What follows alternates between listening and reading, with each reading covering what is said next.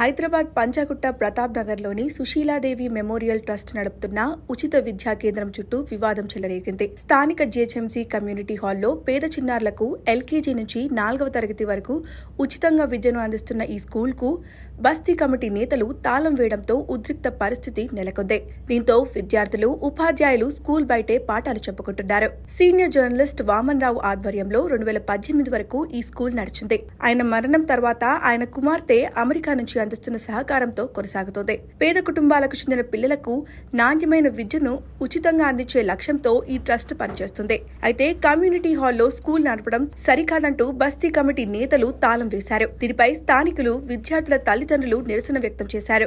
ఈ సమాచారం అందుకున్న పంచగుట్ట పోలీసులు సంఘటనా స్థలానికి చేరుకున్నారు. బస్తీ కమిటీ నేతలు, స్కూల్ నిర్వాహకుల మధ్య చర్చలు జరుగుతున్నాయి.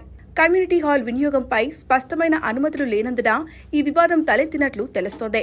మా పిల్లలకు ఉచితంగా చదువు చెప్పే ఈ స్కూల్ మూతపడితే వారి భవిష్యత్తు ప్రమాదంలో పడుతుందని తల్లిదండ్రులు ఆవేదన వ్యక్తం చేస్తున్నారు. ప్రభుత్వం జోక్యం చేసుకుని సమస్యను పరిష్కరించాలని డిమాండ్ చేస్తున్నారు.